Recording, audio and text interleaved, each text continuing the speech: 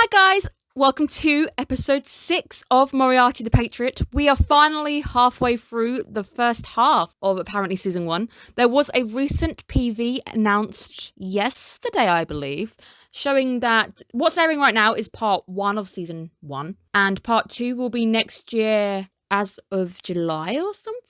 So we are actually getting more Moriarty next year. So we don't actually have to wait a very long time. And thank God, because I don't think I could manage a 3-year Attack on Titan sized gap when it comes to releases, because this anime is just too good. So before we get into one hell of an episode, which indeed is episode 6, which is the Nomadic Act 1, we're going to quickly tell you guys that there is indeed a Discord channel. So please, if you are online, go and jump across to the server.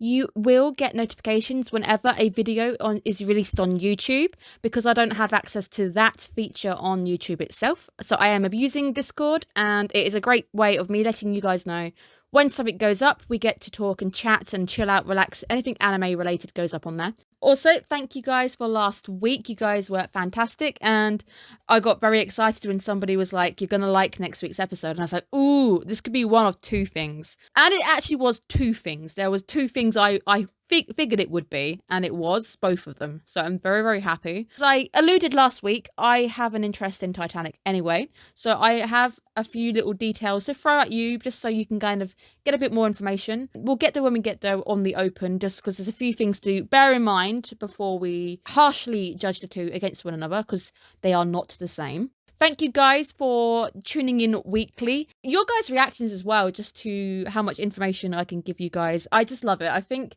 this is definitely the series I'm having most fun with recording, and you guys are always so amazing when it comes to talking to you guys. Also, as well, happy that nobody is spoiling. I know a lot of the viewers for this video are enlightened, holy noodlings who have read the light novels, who know the information, but you guys are really, really nice. You guys are telling me if something gets missed. So obviously we had a little thing going on about the servants. Obviously it's not a spoiler, we're unlikely to go back to that anytime soon, so we were able to talk about it then. Continue being your amazing selves, no spoilers please. If something does get missed from an episode, then you know that it's not gonna come up or anything or ruin anything. You can bring it up if it's like tiny details. I am very happy to do that, because you guys have been doing that and I'm having so much fun. We need to get going because I've got a lot to talk about. As always, we open with our crime setup. This week's crime, we come into a man running through the forest. The red filter is on. As always, we know what the red filter means. It means there is blood about to be spilled. A murder, an evil act is about to be committed. Indeed, we see a man running from some hunting dogs in a forest, where we see a man is training his eye on him with a rifle, a hunting rifle. It ends on the man shooting the guy, so he essentially hunts the man for sport. And that's our end roll credits into our OP. The OP really is growing on me. I do like Dying Wish. I think it is such a nice song to set us up with. Let's now cut to our open of the boarding of the Nomadic itself. We cut to a bird's eye view, so we come in with the birds and we look down on our beautiful vessel. So the Nomadic has 3 funnels. If you were to compare to the Titanic does have 4, but one of the Titanic's funnels are just there for aesthetics, so it evened it out. It's not actually a working funnel. What we now need to bear in mind, as I do make little nods to the Titanic, this anime takes place roughly around the 70s, 80s. Titanic sank in 1912. There's at least 30 years between the 2. It is still White Star Line vessels that they're trying to make us believe. Like last week, I told you Nomadic does not exist. Any White Star Line vessel will end in IT. So you have things like Britannica, Titanic. You got the Ionic as another one as well. A little feature that the artist, the writer has picked up on and kept to it. Keeping us in the realm of the possible. So we have a vessel here for White Star Line. The vessel itself is fake, but there is so many lines of details where we see them making something based on a real thing. So we do see the building for the White Star Line building. We have the funnels there, which are free. It's even wearing the White Star Line colours, essentially. We've got the red line, we have the white at the top and then the black. Obviously, Titanic had gold writing as her name. The Nomadic in this, it has a grey section where the name is in white, That's a nice little difference there. So I will be referencing the Titanic because this anime is actually nodding at the Titanic as an Easter egg. And there's something which is a dead giveaway a little bit later on where I can pull an exact direct copy of something from the Titanic to what they've done here. So I'm going to do that. You guys know I'm a travel channel. Last year I went to LA to see the descendant, essentially, of Titanic. I saw the Queen Mary. I was actually on board a White Star Line vessel, so I can tell you I got so much excitement for seeing some of those interior shots from the anime. There's a lot of detail going on and there's a lot of good work. I'm giving it a 80% pass on its accuracy and detail levels. I will get to the bits which stick out a little bit later on. For something which is supposed to be a fictional story, they are doing 100% amazing work when it comes to making it look real. We can see lots of people happily boarding for the ship. Normally there is different class boardings. You'd have a staircase leading up to the top if you were first class. You'd have one going down to the middle of the ship for the middling section, and one lower where if you are going into the bow of the ship to go find your room if you are lower class. What I did find odd is we do see, they even have this in the anime, they even show us the different classes for boarding, but there is something which I want to pick out on just a little bit in a moment. We then see our big evil for the episode and next episode, because this is a two-parter. The man we saw in the beginning hunting a man through the woods is Lord Blitz Enders. I am not keen on the first name, but I do think it could be a nod just because obviously London had the Blitz in, maybe a little nod there, but I don't think is entirely a name that you'd hear very much in the UK. Lord Enders is looking up at the magnificent ship and he does seem to liken it to Noah's Ark. But he really is the big evil, and you know he's the big evil because what the anime seems to do is anybody who they kill, they end up being polarized in a sense where they are very evil. Like Lord Enders is awful. There's no hiding this man. This man is just pure awful. I do notice that is what the anime does quite often enough. It tries to polarize its other villains because obviously look, Moriarty himself isn't a good guy. Bearing that one in mind, even though I do want to see this guy kind of end in a really bad way, so I am rooting for the bad guy, the not so bad guy, but it does polarize its baddies essentially. So Lord Enders has the evil smirks, he kills people, as you see, and there's a bit when he threatens a little girl. This is all done just to make this character unlikable, and it also, I believe, because it's being very clever, it's making you guys root for his death, which again is a very clever anime, which makes you question yourself a few times when you go, should I be rooting for this guy to die? Our boy, who wants to be as evil, basically complains about the lower class citizens which are trying to board the ship, where he says only the rich should be allowed on board because of how grand she is. Only for nobles, essentially. We've heard this attitude a few times. Bearing in mind that the Moriarty's main two themes is class division, and we also get the idea of rebirth. And that gets brought up again a bit later on as well. So the two themes, I believe, for Moriarty the Patriot are rebirth and class division. The first thing which gave me a little hint that something was afoot immediately, Fred dressed as cabin crew. He looked so good. I did have to look twice. I was like, that's Fred. That's totally Fred. He starts to explain the different prices and rooms available. And this is very true. There were different price options for the rooms available within. So the lower rooms for the third class citizens, as the evil Enders would say, they are often would have to share a room, and they are in the lower layers of the ship, the hull, deep in the heart of the ship. They'd look out the window, they'd see nothing. They'd see blackness of the ocean. Where you would have these higher first-class balcony suites. We even see Lord Enders out on the balcony at one point looking out at the sea, where these suites are beautiful. These suites are absolutely gorgeous. They've got awnings in them. This is 100% accurate. This is true. This is what they would be like. They would also have a different price tag to them. Now, Enders asks Fred if he believes that Noah from the Bible, or was the same one on the Ark, was a commoner. Because he says, no, I'm pretty sure he was chosen by God. I don't know the story off by heart, but I'm pretty sure there's a bit of irony. And he says that if London was hit by a flood, we would be absolutely fine. The only ones left behind would be the dregs of society. And he even goes on to continue his evilness, that if the lower class were swept away by a flood, it would be for the best. Lord Enders is approached by some noble women who have recognised him, and we find out via them that they are here to watch a ballet on the ship. And this is going to be the first seagoing ballet ever put on, where we get a nice quick motion of Fred just standing in earshot of William, and it's very, very clever, because obviously he's trying to fit in as a member of the cabin crew, where he says Target is boarding the ship, and then we just kind of see Fred move away whilst William goes, let's get the show started. And it's going to be one hell of a show. We now cut to the flashback to set us up for today's episode, where we see William addressing his brothers, he's addressing Moran and Fred, where he's also in front of a deck floor plan for the Nomadic. And this is really exciting to me because when I went to the Queen Mary, they actually have a blueprints exhibit set up on board where you get to see the blueprints for the Queen Mary, the Titanic, and all the other White Star Line ships. And the blueprints behind Moriarty do look 100% like they should. They look amazing, and it's another nod to the level of details that these guys go to. Essentially now, this episode, learn what Moriarty's big overarching. He wants to address the imbalanced country. We already knew this. He wants to address the class systems. He does state that the class system itself cannot be altered immediately. However, something can be altered immediately, and that is emotions, how somebody thinks. You can alter somebody's mindset.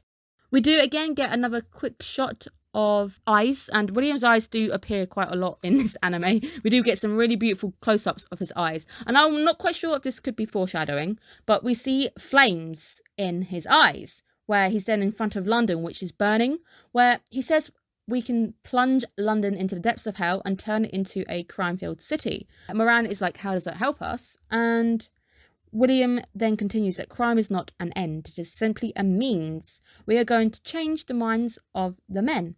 And generally the best thing which is instrumental to changing somebody's emotions or their mindset is death. But we do also quickly see Moran and Fred offering William his life. So if you were doubting any bonds between the guys, that is the level of trust those guys have for William.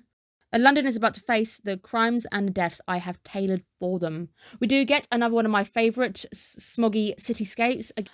As I say, they use this for world building. This is great world building. We do get to see the multiple chimneys on top of the buildings. We see the glow from the street lights and the glow from the windows. It's a really nice scene. There's quite a few really nice just cuts this episode where it just cuts to a gorgeous picture and it looks great. It really does look great. Now when he goes through his plan, because obviously he wants to put on a show, it's all done by the visuals of a puppet show where we see a puppet of a rich man attacking a young boy. We hear William say the city shall be turned into a stage through the crime. And the subject matter, and this is quite a complicated sentence which I had to get my head around, the subject matter on stage for everybody to see is the deaths of that which most vividly exposes the imbalance of the world. Essentially, the people who are now going to be facing death are those who abuse their powers and those who create imbalance. So those people who further the imbalance. First player is going to be our boy Enders. The deaths that he has chosen for these people in particular are going to be choreographed and dramatized for the purpose of opening the eyes of the people of the country. The upcoming impending death of Lord Enders is probably going to be done to create an effect. So he's going to obviously use this death to change something, change people's mindsets. Right now, Enders is definitely appearing to quite a few people on board as a bit of an a-hole. It's going to be very interesting to see what the actual after effects of Enders' death will be. Moran says, so we're going to be the ones pulling the trigger. And it then goes to, it's now time for the curtain to raise. And we get a shot of Big Ben, and we have a mountain of bodies. Big Ben is in the sunlight, the mountain of bodies standing below it. Essentially, England will rise up from the deaths. It will emerge reborn from everything that goes on. They will use these choreographed deaths to rise up, change the world, and you see things being reborn again. There's a lot of imagery of reborn, rising up, changing in this anime. Another one of those moments where they are just hammering home that theme. And we cut back to Enders. If you ever had any inkling of liking this guy, you just really shouldn't, because the anime gives you no reason to do so. We cut back to him pushing ahead on board. This is where I'm a little bit divided, because normally they would be divided by classes. Obviously, the first class who would have first class rooms would be entering in a different section from the lower class. And we see Enders entering on people who, obviously, we have the guy who's set up to annoy him, and he's clearly not going to be first class. There's just a little bit of a not quite accurate mark here, but everything else it gets quite a solid pass on. The man then yells at Lord Enders for him pushing ahead, where Enders, again being our baddie, he uses his status and puts him in his place by calling him a swine, where Moran, disguised as crew, takes him inside. The Nomadic launches in quite a nice spectacular fashion, definitely reminding us of those shots, those photos of the launch of Titanic herself. And we find out that Nomadic is heading towards Amsterdam. And I got so excited. So we get a few different shots. So we see a picture of William putting on his new attire. Have noticed that I haven't seen Lewis, so I've got a theory where Lewis is right now. We then get a cut to Moran just walking across a deck. And I literally flipped. I was flipping so hard because I recognised it. I saw the back of Watson's head, and I also saw Sherlock looking out at the ocean. The way they do it is so brief, and it's a really brief flick as well. I flipped so hard because obviously I called it a few episodes ago and I was wrong. I am not disappointed, by the way. I am not disappointed with how they actually introduced him into the story. I am very excited, and it really does just heighten my expectations for the rest of how this season's going to go. But yeah, I did see that initial first flick. We get the captain's welcome, where he proclaims the world's first ballet performance on the sea is going to be taking place tomorrow. And we're going to have another Easter egg nod, because the man delivering this speech, he looks like Edward Smith from Titanic. Well, again, I told you there's quite a few little Easter eggs, a few little nods. Edward Smith was the Titanic captain. Also a nod as well to the uniform. The uniform the man is wearing, I've got pictures hopefully on screen of Edward Smith and his uniform. You can see, again, identical. It looks great. They've done their research. It works. So even though this ship doesn't exist, what they are doing and the way they're dressing it up, all these little details, it could pass. Essentially, even though we know it's fake, it could pass. We then get an amazing deck promenade walkway shot, and I really hope that I've been able to locate my LA pictures from Queen Mary. Queen Mary is a White Star Line ship, and you can see pretty much the same features. It made me so excited just because of how much attention to detail there is, and this promenade shot it looks bang on. This is what it would look like. Albert getting impatient, where he asks, how is the event coming along? Just to be told that you're impatient and the curtain has just risen. We get a beautiful cut to a sunset shot, and we have Nomadic moving along in the ocean. Looks absolutely gorgeous. Absolutely love it. I love her design, but I'm only giving an 80% pass because I'm not very taken with the chunk they've added on. The chunk on her back, which I essentially should be the ballet hall or the staircase, it's one of both. I think it might actually be the staircase. I'm not overly keen on the chunkiness of it. It's just a personal thing. I just don't like how they've designed that little bit there. We now see a shot of inside again. Just so much amazing details here. First class lobby, restaurant. The woodwork is beautiful. The Queen Mary has a wooden panel within her, which has 200 different types of tropical woods. Titanic as well had a gorgeous, beautiful wooden interior. Looked absolutely stunning. She was definitely top of her class. The Nomadic, the fake ship that we have in front of us, looks gorgeous. It fits right in. Lord Enders, now being the kind of butt of all the jokes, becoming more and more angry. And this is Enders gets more and more angry because there was a mix-up and he has no reservation for the upper deck restaurant. He is offered to be shown to the lower deck restaurant, which is a burn.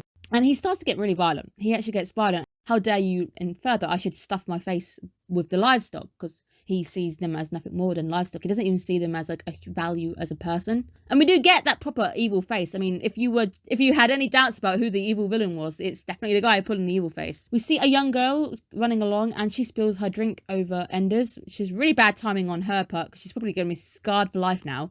Where he just kind of turns just out of earshot of the mother, and it's just this very bittersweet where he's kind of like, if you ever cross my path again, I will kill you. And it's like, oh my God. Wow. Just wow. Just in case you weren't clear who the bad guy was, of course. he makes a comment that the lower class are in the first class cabin. Okay. He says that they are crawling all over the ship. Cutting to William, who I had to do a few double takes. I got so confused this episode, where William's hairstyle has changed, which made him look like Lewis. And I was like, no, wait, that's not Lewis. It's got no burn mark. It's not Lewis. He's pushed his hair up, so he's got a bit of a side parting going on. It's up out of his face. It makes him look a bit more presentable. He looks good, don't worry. I think he looks amazing. But I did have to do a few double takes where I was like, no, that's William. That's definitely William. And he offers the Lord a napkin. Essentially introduces himself as William James Moriarty, and he recognises the surname Moriarty because he knows of Albert. We cut now to the man who we saw initially yelling at Enders as he pushed past everybody, talking to Moran. And it turns out that this man's name is Thomas, who is a burglar, murderer, someone we don't really care about that much, and he's here to serve a purpose, and he definitely serves his purpose. And he's talking to Moran, who tells him to continue the plan to annoy the Count as much as possible. Also, quickly note the picture of the gas lamp. This is what tells me that it's actually what time period we're in.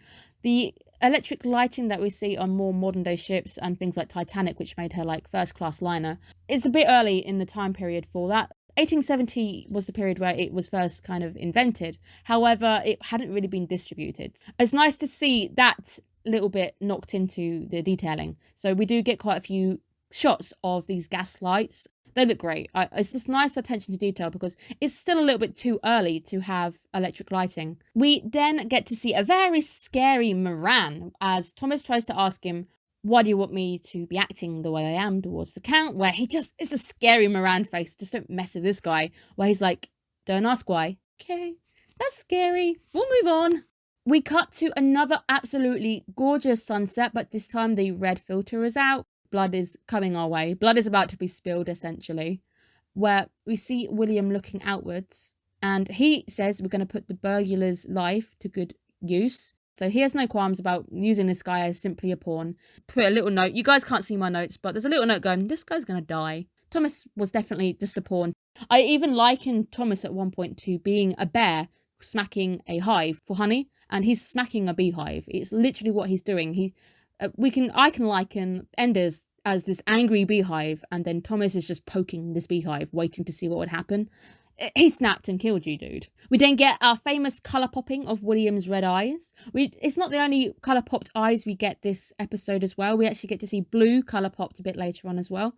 Colour popping to make those eyes stand out, make those intents stand out. With Moriarty the Patriot, colour popping is generally used for stylisation. It's very stylised. Albert is sitting drinking when a noble who recognises him sits with him. He says, I'm here for the magnificent performance. AKA, he basically means the death of Enders. So it's quite a nice conversation of misunderstandings, and they're intentional misunderstandings. So the noble, who is a ballet lover, thinks that Albert is there to watch this ballet. He's like, as a ballet lover, I'm looking forward to seeing what show they're going to put on. But Albert is basically saying, I'm looking forward to this spectacular performance that is going to be the end of Enders, because he is the star of the show. So the show that they're going to put on is murder, a show about murder.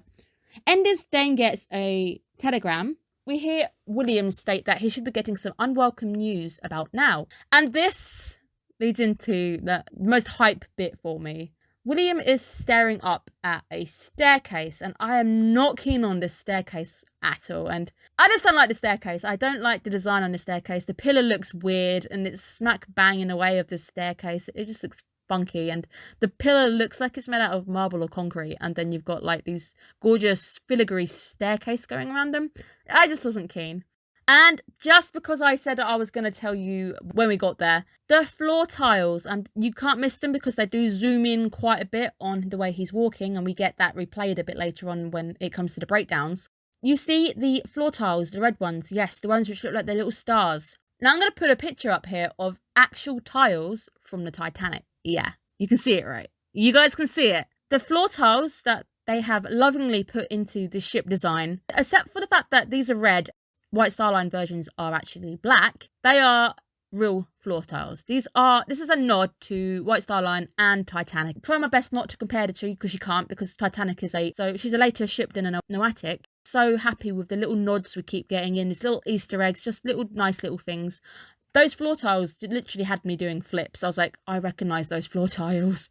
Whereas William is looking upright at the staircase, this is it, guys. This is the moment I was screaming. I was so happy when we got here. I knew immediately.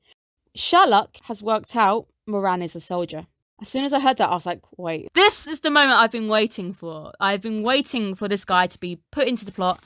It's now episode 6. We're halfway through part 1 of season 1. He's got to be here. And he is indeed here in spectacular fashion. It was worth the wait. Surrounded by women who are very impressed with these abilities, they ask, can you guess what line of work that man over there is? As they point to William James Moriarty.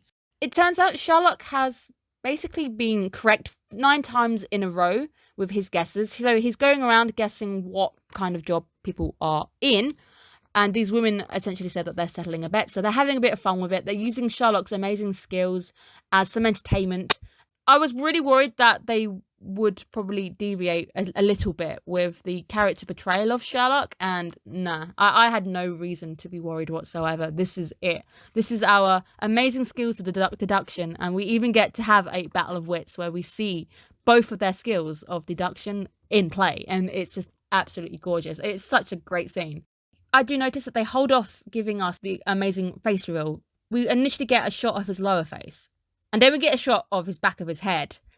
And then, when he goes mathematician, we see the face reveal. That is when we get the face reveal. They literally hold off right until last second, just to build that hype up, and then face reveal, it is Sherlock. And correct, we know he's a mathematician, so he's 10 out of 10 correct. However, he just didn't pick up on the crime consultant bit of the business as well, unless he was holding that back, and he has worked it out. The ladies ask, how did you guess? And this is where it's the amazing Sherlock Holmes level of deduction, his amazing skills coming right out. I was so excited. So he walks over to the staircase and he says, I can see why you'd admire it. And he says, I use time, distance and angle to give me the information. And it's basically simple deduction based on observation and knowledge. And because we saw William taking a step backwards to observe the entire staircase, Sherlock has deduced that he's essentially looking at the golden ratio. I already called the golden ratio as soon as I saw them draw it. I was like, wait, is this staircase has perfect golden ratio? It would appeal more to a mathematician than somebody who's actually designing a staircase as an architect. William says, correct, I do indeed teach mathematics. However, I believe your logic was a bit forced. I've always had a slight issue with the way Sherlock deduces, and it's a bit silly sometimes trying to deduce things, taking the smallest bit of information to draw such a big conclusion from it. There are some points where I do think it is stretching at times, where he can make a deduction from something really tiny. Game on, I am so excited to see this in anime form. The game of wits is on, where William says, I'm going to do the same back. So instead of us getting an introduction where the character introduces himself, we get the introduction via the breakdown that William gives us. It is amazing, and I just love this scene. This might be my favourite episode so far of the entire 6 we've seen. He says, looking him up and down, that you play the violin, yet you are not a musician. Correct. Adapt at fighting and physical abilities. Correct. He is a boxer, backstreet boxer for the win. Interested in scientific experiments. Well, yes. And chemical dependency. Well, horse tranquilizer comes to mind. He is indeed an Oxbridge man who takes pride in his ancestry upon his mother's side, where we do see Sherlock sweating. There's a little bit where he's just sweating when they get really close together because he's bang on. He does go, how did you know? The level of deduction that he throws back at Sherlock is, it's a match. Conan Doyle wrote Moriarty to be the counterpart to Sherlock. There was quite a few debates on whether Moriarty was smarter than Sherlock, but I think the overall conclusion was that Moriarty was he was on par, definitely on par, but Sherlock was apparently just that bit more sharper than him. So I do obviously wonder if we're going to get an answer to that age-old question of who's smarter in this anime, maybe. When Sherlock asks, how did you know? William simply goes, because it's obvious, which makes Sherlock laugh. And he says, you're interesting, but then he gets pulled away by the women who want to continue playing their game. Moran, coming over to Moriarty, asks about Sherlock, but we just get he shouldn't pose a hindrance to the plan. We're going to let Sherlock be. However, I wonder if that's going to be a good idea. And we find out from Moran that Enders is now getting more and more agitated and is probably approaching his limit. Quickly, just as with all the new characters coming in and out, I'm going to do a little teeny quick breakdown of Sherlock from what we've seen so far. He has got blue hair. It's probably, if he had it down, it's probably kind of shoulder length. He's got it tied up in a little ponytail, which looks quite nice. He's got a little cowlick coming over, but the way the cowlick is shaped, it looks like a musical note, which is really, really nice. A little touch there, because obviously the character is a little bit musically inclined. He's got this dark blue eyes, blue generally being a very calculated, calm, logical character. He is casual smart, so he's wearing a suit but no tie. We've seen that quite a bit with some of the boys. We know that he is a boxer, and he's generally a little bit socially awkward, portrayed generally as being quite socially awkward. He's got quite relaxed mannerisms, and he seems pretty chill in the situation we've seen him so far, apart from the fact that he's been dragged around by these women. But we do, again, like I said, we see him sweat when William starts to actually put him on the spot and throw his own logic back at him. And he has got some very sharp eyebrows, which essentially lending to the keen eye for details in these quite sharp and to the point. Little fun things. I know there's better YouTubers out there who can do proper breakdowns, so definitely head to them for that. But I can do little bits on what I can see. I can't do a full level of deduction like these guys can. Let's go back to a first-class ball being held, the night's entertainment, where the women notice Lord Ender is sitting, looking absolutely evil. He looks like he could murder you if you even looked at him. And of course, this leads to a murder. I didn't realise when I was writing this down how correct I would be and how soon I would see that enacted. Where through the women, we realise that he's had a rash of bad fortune. That the information that he got when he got the telegram was his cottage has burnt down. That is where I put Lewis's name in question marks underneath. And I could be completely blind, and like I said, I had to do double takes on whenever he appeared because the hairstyles are now the same. Lewis might be on board that ship, but I don't believe I've seen him, and you guys are probably going to beat me up over the head going, yes, he was on a ship. Fair enough. If he was on a ship, fine, but at the same time, if he wasn't on a ship, he's probably setting light to a cottage. That's what I think he's been doing. The women agree it's probably best to give him some space, where we go back to Endless starting to ponder why he's had such bad fortune. And he believes there is a conspiracy for calamity that has befallen him, where he says, I can't take it anymore. If only this was my hunting ground. Where we replay our open with him shooting the man, and that follows with, why should I think twice? In the little tiny letters I put, is he going to murder someone? Obviously, I was expecting him to be murdered, but I wasn't expecting him to also murder. He says, this is Noah's Ark, and only the noble on here are human. Where we see him start to approach the lower class bar area. We get a visual now of a lantern hanging in the wind, doubling down on the gaslight there, where we see Thomas getting in position to hit the beehive a bit more. And then we colour pop those icy blue eyes. I generally only get to talk about red when it comes to Moriarty the Patriot. It comes up so often. Blue does have a meaning as well. So when we see those gorgeous blue eyes starting to pop in that amazing evil smirk, all the evil villains this season trying to take that evil smirk crown, but they all end up dead, so they can't actually have the evil smirk crown. But they're all definitely contending for it. Those blue icy eyes, they are cold, unfeeling. And the anime again wants you to look at those eyes, so it's drawing you to them, and we are stylizing because it just looks good. It looks great. We get a cut to that lantern now blown out. Somebody's life is about to be snuffed out. It turns out that Thomas has been invited by Enders to apologise for hurling bad words at him. I've even put, he's about to murder him, isn't he? He's gonna murder him. Yes, he is.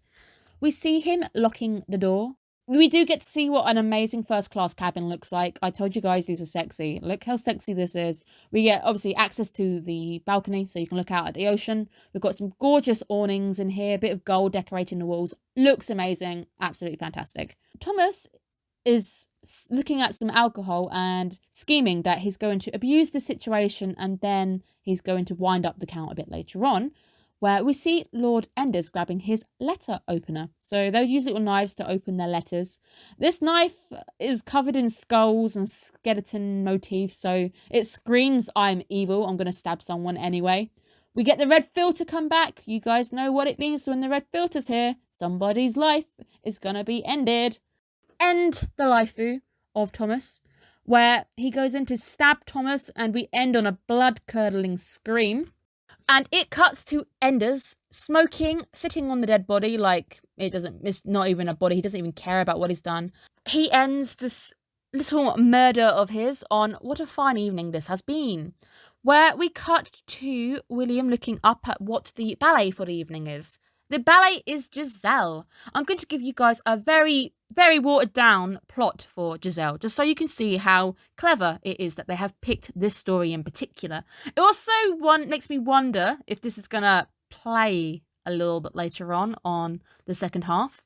Giselle's plot: a rich count, yes, you heard me right, falls in love with an innocent maid. He becomes besotted with her, and she as well is known for having a weak heart, and she loves to dance.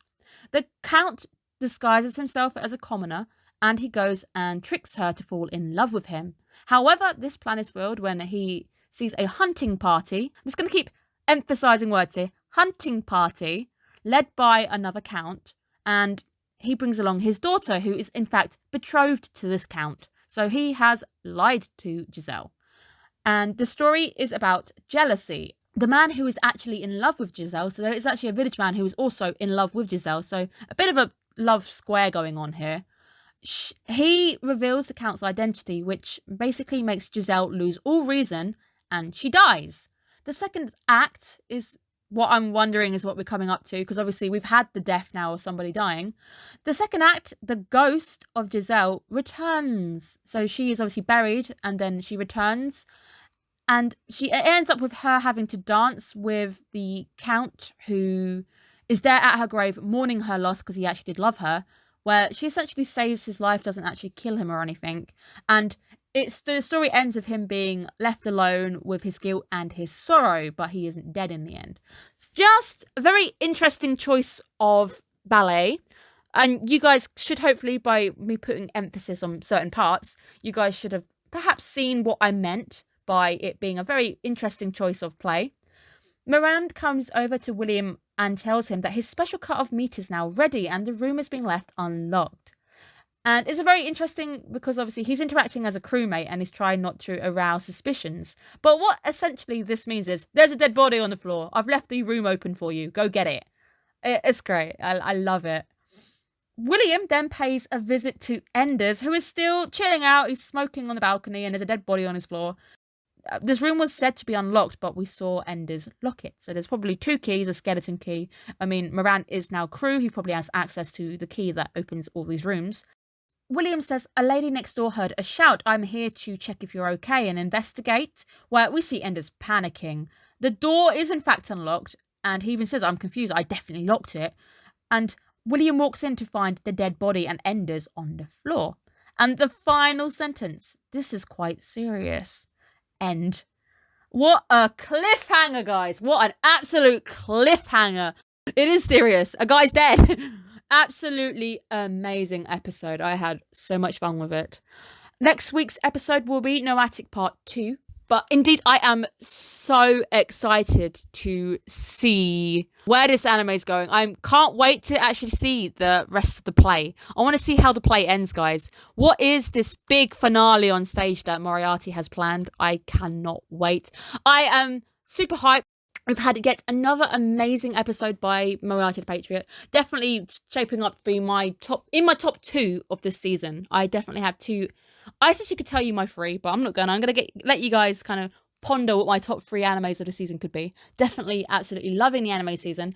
I was so hyped. I absolutely adored the way they introduced Sherlock. I would have had it no other way. I would have definitely said a battle of wits. But they both introduce the other character for us. We see Sherlock introducing William for us and the viewer and the ladies at the same time. But then we also see William introducing Sherlock to us, the audience. All the information he gave us is correct. So yes, you can take that at face value. It is indeed correct. He definitely does play the violin. I can't wait to see that later down the line in the anime.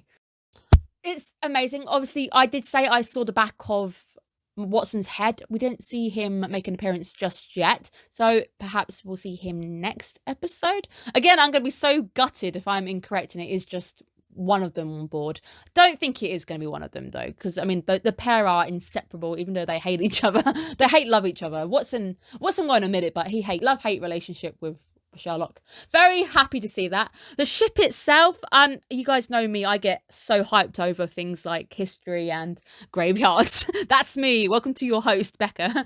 I adored it because obviously, as much as the Nomadic cannot be compared to the Titanic, because they are setting us up to say this is a White Star Line, fake White Star Line ship, I can compare them. I can compare them in a sense that the Nomadic is a predecessor of Titanic. We are 30 years before Titanic's time.